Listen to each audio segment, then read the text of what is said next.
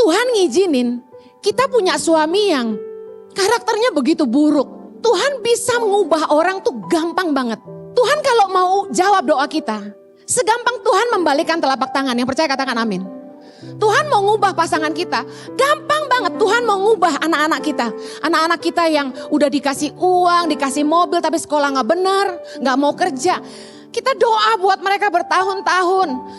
Mereka pacaran gak disetujuin malah kabur. Kita doain mereka bertahun-tahun tapi kayaknya Tuhan gak jawab doa mereka. Dengar, di balik semua masalah yang kita hadapi dalam hidup ini, pernahkah Anda berpikir jangan-jangan ada maksud Tuhan?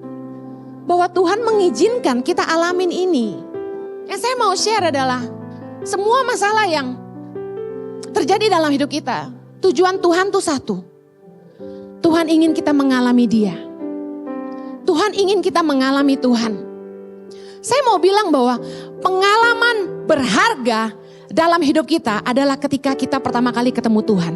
Yang setuju bilang amin. Saya gak tahu sih pengalaman apa yang paling berharga buat Anda. Mungkin ketemu suami pertama kali pengalaman paling berharga. Mungkin waktu Anda menikah pengalaman paling berharga. Tapi bagi saya pengalaman paling berharga dalam hidup ini adalah ketika kita bertemu dengan Sang Pencipta. Masa-masa sulit tuh saya temukan.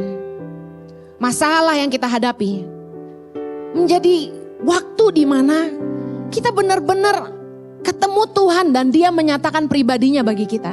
Saya merasakan di masa-masa sulit dalam hidup saya, justru Tuhan mengajar banyak hal. Pernah gak ngalamin di sebuah situasi terjepit seperti bangsa Israel, mau mundur gak bisa, ada pasukan Firaun, mau maju gak bisa, ada laut.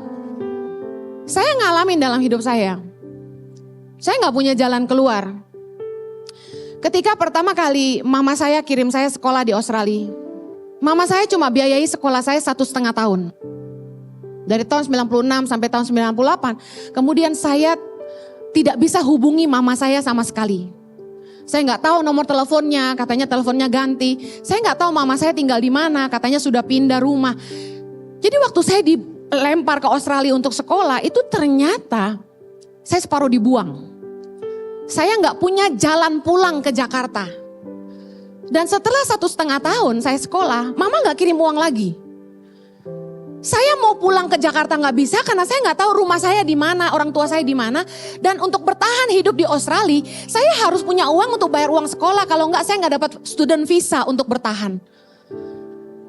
Saya gak punya jalan, saya masih muda umur 18 waktu itu. Mau maju gak bisa, mundur gak bisa, saya terjepit. Saya gak tahu, Anda pernah gak ngalamin posisi seperti saya, gak ada jalan. Depan, belakang, kanan, kiri gak ada jalan. Mau turun gak ada jalan. Bunuh diri bukan option. Amen. Dan satu-satunya arah yang kita bisa pandang hanya ke atas. Hanya berharap Tuhan. Masa-masa kejepit kayak gitu tuh masa-masa yang luar biasa, kita jadi ngalamin Tuhan, ketemu Tuhan gitu. Saudara tahu gak? Saya tuh gak tahu gimana caranya Tuhan akhirnya ketemuin saya sama temen yang dia mau for good, apartemennya masih ada kontrak. Jadi dia bilang, udah kamu pakai aja apartemen saya. Tapi karena ini saya tinggal, kamu yang harus nerusin sewanya. Nah gimana mau bayar sewanya, saya gak punya uang. Akhirnya saya cari teman-teman yang mau ngekos di situ, isi di kamar, saya cuma tidur di ruang tamu. 3,5 tahun saya jalanin itu, saya tidur di ruang tamu cuma pakai kasur.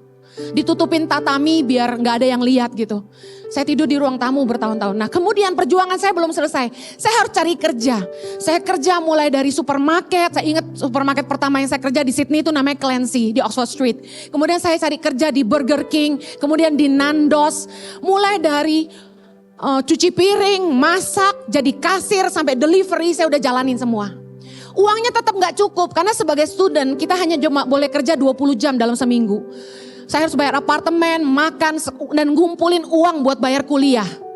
Akhirnya hari Minggu saya buka lapak di gereja. Setiap hari Sabtu, di mana pasangan-pasangan muda pacaran, nonton, makan, dinner ya, kafe. Saya tuh keluar masuk supermarket kerjaannya. Keluar masuk supermarket, Coles, Woolworth, Franklin, zaman itu masih ada. Ngapain? Cari soft drink kaleng yang sell. Karena saya beli yang sel, saya bisa bawa ke gereja, saya isi es batu, saya jual. Hari Minggu sebelum pelayanan jam 4 pagi saya bangun, saya bikin martabak. Jangan tanya lagi resepnya, lupa gua. Kemudian saya jam 6 pagi sebelum nyampe gereja, nenteng-nenteng dagangan saya pergi ke pabrik roti, beli coklat croissant sama cheese steak. Saya beli $1, saya bawa ke gereja jual $2, gua ngaku deh sekarang ya. Kemudian ada tante-tante bikin nasi kuning, dia jual ke saya $4, di gereja saya jual $5. Jadi saya cuma nguntungin $1 dari minuman dan makanan. Dari situlah saya hidup. Bisa bayar apartemen, bisa makan, bisa transport ke sekolah. Dan uang hasil kerja saya tabung buat bayar kuliah saya. Saya terjepit, gak ada jalan dan gak ada yang nolong saya. Mungkin Anda akan berpikir, kejem banget tuh mamahnya. Dengar, tidak ada seorang pun ibu yang tega ninggalin anaknya. Percayalah, karena hari ini saya sudah jadi mama. Saya cinta banget sama anak saya gitu. Saya akan mati untuk mereka. Dan gak ada seorang ibu yang dengan rela ninggalin anak begitu aja. Saya tahu kalau mami saya bisa setega itu, Tuhan izinkan. Tuhan yang mengeraskan hatinya. Saya punya papa yang gak bertanggung jawab, yang hanya peduli sama diri sendiri sampai hari ini. Saya gak marah lagi sama dia karena saya ngerti ini. Mungkin Tuhan yang mengeraskan hati mereka sehingga mereka gak peduli sama anak-anaknya. Dengan satu tujuan, supaya saya ngalamin Tuhan. Impact Community Indonesia mengadakan 2 kali ibadah onsite setiap hari Minggu pukul 9 dan 11 waktu Indonesia Barat di MOI Mall of Indonesia Kelapa Gading, lantai P3. Kedua ibadah disertai ibadah anak dan